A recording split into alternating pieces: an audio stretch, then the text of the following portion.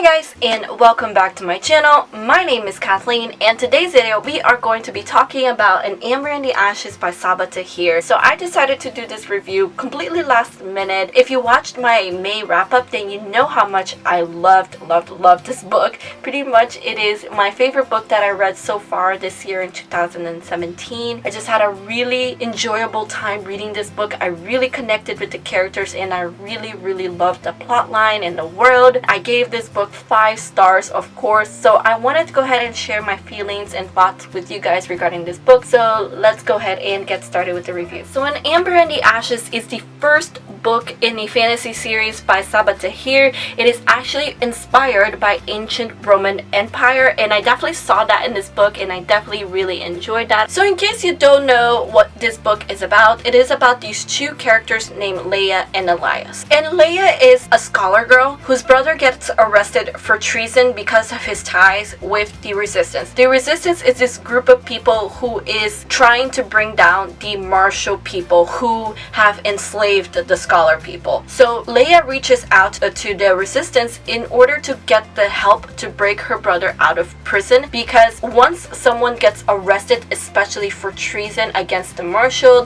empire, it is very likely that her brother will not only be tortured but be executed. So she needs their help to save her brother and break him out. However, the Resistance only agrees to help her if she helps them infiltrate the commandant's house and become a spy. Now, the commandant is the top general of the martial military, and it is also a huge risk for Leia because the commandant is known for being abusive and torturing her slaves, and a lot of the slaves end up dead under her hands. Now, Leia agrees to it because the Resistance, they kind of don't give her a choice, and so she becomes a slave under the commandant's household.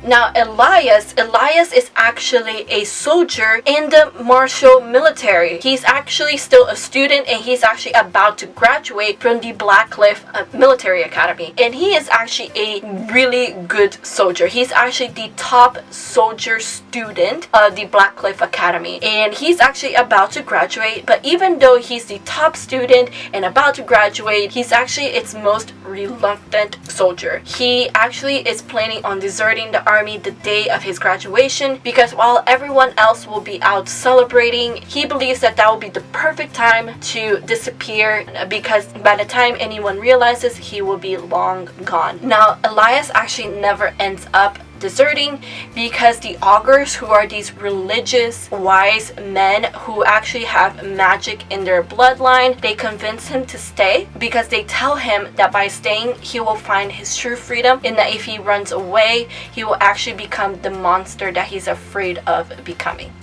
Now, for the world, it is actually quite a violent one, and I was actually surprised by the amount of violence in this book, especially for being a YA book. You know what? I was actually very glad that Sabaa Tahir did not shy away from the violence, because ancient Roman empires were very violent societies, and so she doesn't gloss over the violence in this. There is mention of rape and sexual assault, but there's no actual scenes of those. There is some scenes of sexual harassment, and you'll see a couple of those, but they're not prevalent. They're not big, huge scenes. But the other violence, the killing, the torturing, there are actually scenes of torture in this book. They are quite prevalent, and so you do get a lot of violence in this book. So if you are sensitive to that, I would be careful if you are planning on reading this book. But as I said, I am quite glad that Sabaa Tahir included it.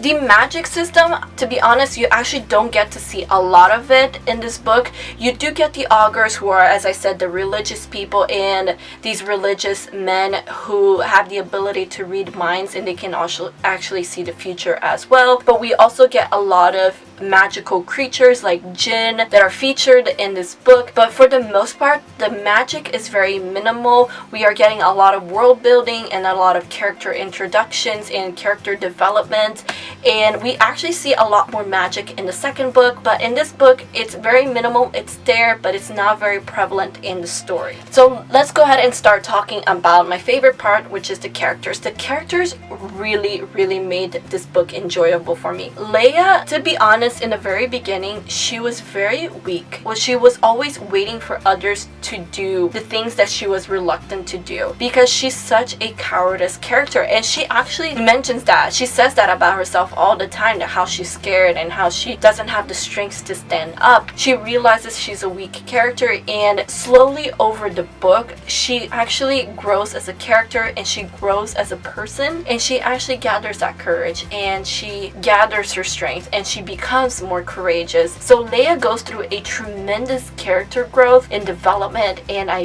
really loved it. And it wasn't just sudden, it was a slow gradual build to becoming a strong person that she is by the end, and I really enjoyed that.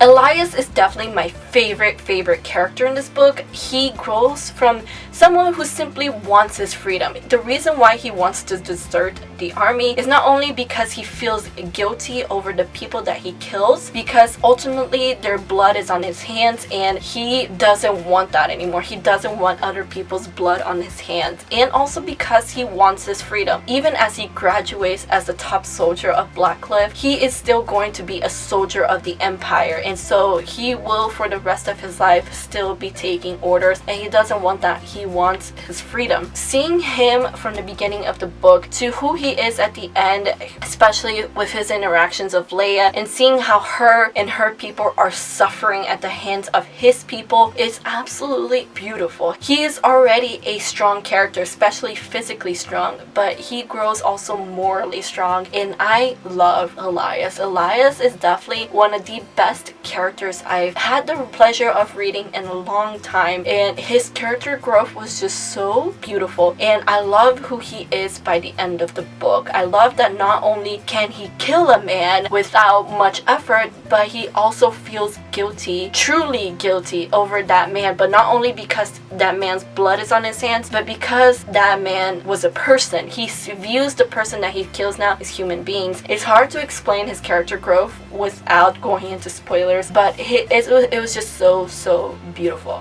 Another character that I really liked in this book is Helene, and Helene is also another soldier in the army, and she is the second best. So Elias is the best, she's number 2, and Helene is actually Elias's best friend. She's in a very unfortunate position of being the only girl to be a soldier in Blackcliff. So apparently they only choose one girl every generation to be in Blackcliff, and there is a reason why she is number 2, because she can kick ass and she can protect herself, and she gets a lot of sexual harassment from the others, but she can hold up her own, she can protect herself, and not only that, she can protect her brothers. She is a tremendous character. I love that she's such a complex character, but what makes her storyline so sad is the fact that she's in love with Elias. But Elias has feelings for Leia, and he actually doesn't know how he feels about Helene. They've grown up together, they're best friends, and he knows that Helene is very attractive, and she is, but he doesn't want to ruin the friendship, and he loves her, but he's not sure if he loves her as a sister. There's this big tension between them throughout the book, but I love Helene. She's kind of like what Leia wants to be, to have strength and to have courage to do what it needs to be done. Another character that is also very important in this book is Keenan, and Keenan is actually a resistance soldier. He's part of the resistance,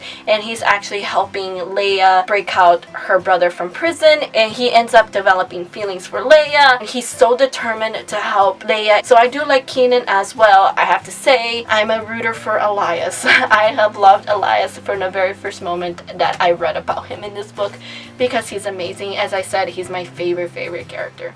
So overall, this book was just fantastic, and I have to say that it's a lot thanks to the characters. The characters really made this book special and really made this book great and wonderful. This book has some of the best character developments that I have read about in a while. I would definitely recommend this book. I believe this is going to be a 4-book series, because I read on Goodreads there was an Amber in the Ashes number 3 and an Amber in the Ashes number 4, although I don't know. It was really hyped up when it first came out in 2015, so most of you probably have read this book. If not, if you're still hesitant, I will highly recommend it. There is a lot of violence on this book, but otherwise it's such a great and beautiful story. I am planning on doing a spoiler-free review on The Torch Against the Night, which I just finished reading about a week or 2 weeks ago, so be on the lookout.